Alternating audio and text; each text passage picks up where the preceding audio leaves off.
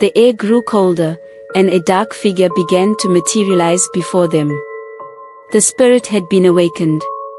You dare to disturb my sanctuary? The spirit hissed.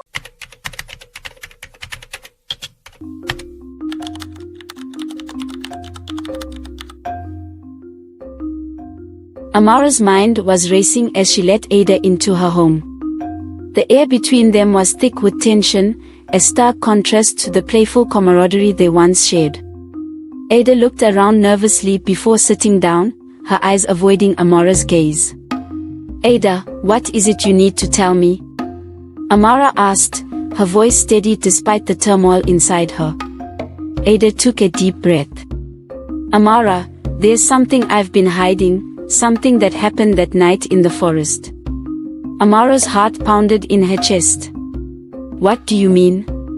Ada hesitated, then began, do you remember the strange markings on the trees?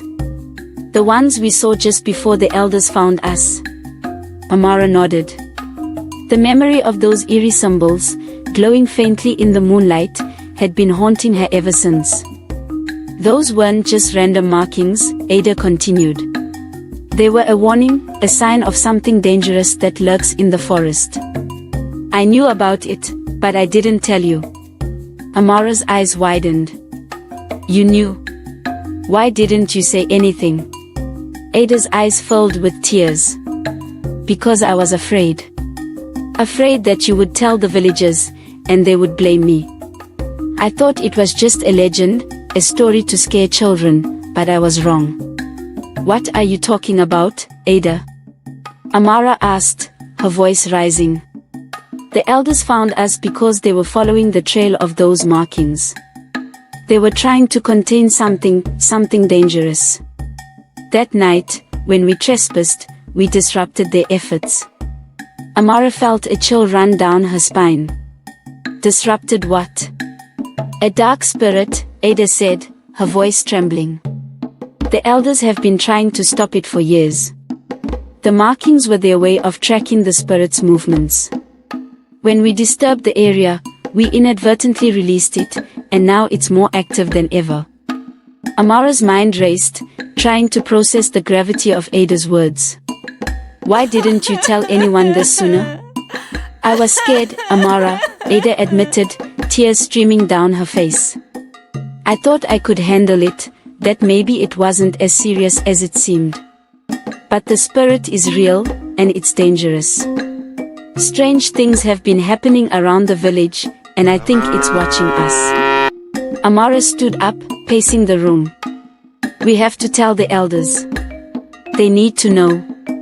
I tried, Ada said, her voice breaking. I went to the chief, but he didn't believe me. He thinks I'm just making excuses for what we did. Amara's mind was spinning with possibilities. We need proof. Something to show them that the spirit is real and dangerous. Ada nodded, wiping her tears. I know where we can find it. There's a sacred grove deeper in the forest where the spirit's power is strongest. We need to go there. Despite her fear, Amara knew they had no choice. We'll go tonight. We need to end this. That night, under the cover of darkness, Amara and Ada slipped out of the village and headed towards the forbidden forest. The trees loomed over them like silent sentinels, their branches intertwining to block out the moonlight. The air was thick with tension, every sound amplified in the stillness. As they ventured deeper, the strange markings on the trees reappeared, glowing faintly. They followed the trail, their hearts pounding. After what felt like hours, they reached the entrance of a sacred grove, its heart pulsating with an otherworldly energy. This is it, Ada whispered, her voice trembling. Taking a deep breath, Amara led the way inside. The grove was shrouded in mist, the air thick with the scent of ancient magic. They followed the winding path until they reached a clearing where a large stone altar stood, covered in the same eerie symbols. Amara approached the altar, her eyes scanning the markings. Suddenly, the air grew colder, and a dark figure began to materialize before them. The spirit had been awakened. You dare to disturb my sanctuary? The spirit hissed, its voice echoing through the grove. Amara and Ada stepped back, their hearts pounding. We didn't mean to, Amara said, her voice shaking. We just want to protect our village. Your village will suffer for your insolence. You have unleashed me, and now I will bring darkness upon your land. We won't let you, Ada said, stepping forward with newfound courage. We'll stop you. The spirit laughed, a chilling sound that sent shivers down their spines. You think you can stop me? You are nothing but children. Amara and Ada knew they had to act fast. Remembering the stories of old, Amara began to chant an ancient incantation she had heard from the village elders. The words felt strange on her tongue, but she could feel their power growing with each syllable. The spirit screamed in rage, its form flickering and distorting. No. This cannot be, it howled, trying to resist the incantation's power. Ada joined in the chant, their voices merging in harmony. The air around them crackled with energy as the spirit's form began to dissipate. With a final, desperate scream, the spirit was banished, its dark presence evaporating into the night. Exhausted but triumphant, Amara and Ada collapsed to the ground. The grove, once filled with malevolent energy, was now peaceful and serene.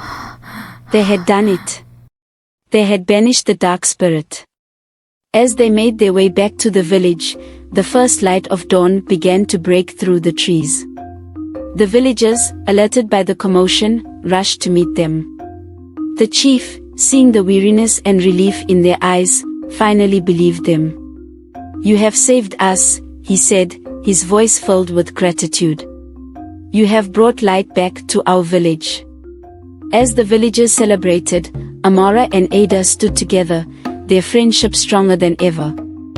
They had faced unimaginable danger and emerged victorious. They had proven that even in the face of darkness, their courage and determination could prevail. However, as they looked out over the cheering villagers, Amara couldn't shake the feeling that there were still secrets left to uncover. The spirit had been defeated, but its influence had revealed deeper mysteries and ancient powers. Days turned into weeks, and life in Wari slowly returned to normal. But the sense of unease lingered. Amara often found herself wandering near the edge of the forest, feeling a pull towards the place where their adventure had begun. One evening, as Amara and Ada sat by the riverbank, Ada turned to Amara, her eyes filled with determination. There's more to this, Amara. We need to find out what other ancient powers are hidden in our land and protect our village from future threats. Amara nodded, her resolve matching Ada's. We'll do it together. Whatever it takes. Before they could plan their next steps, a shadowy figure emerged from the darkness, a menacing silhouette against the moonlit river.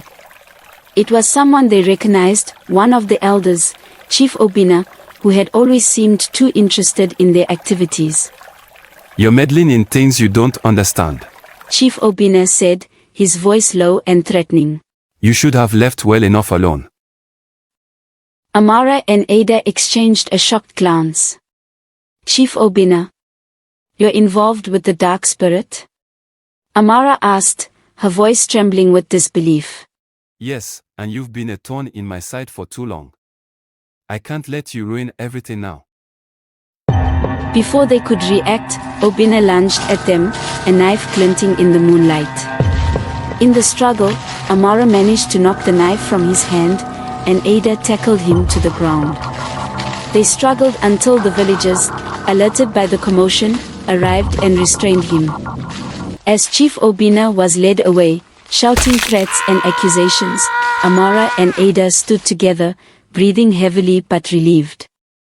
They had not only uncovered the dark spirit but also exposed a traitor within their own village. The chief turned to them, his face solemn. You've uncovered a dark secret, but you've also brought light to our village. We owe you more than we can say. As the sun rose, Casting a new light over Nwori, Amara and Ada knew their village was safe, at least for now. They had faced and overcome great danger, their friendship forged stronger by the trials they had endured. However, Amara couldn't shake the feeling that there were still secrets left to uncover. The spirit had been defeated, but its influence had revealed deeper mysteries and ancient powers. One night, as Amara and Ada sat by the riverbank, Ada turned to Amara, her eyes filled with determination. "There's more to this, Amara. We need to find out what other ancient powers are hidden in our land and protect our village from future threats." Amara nodded, her resolve matching Ada's. "We'll do it together. Whatever it takes."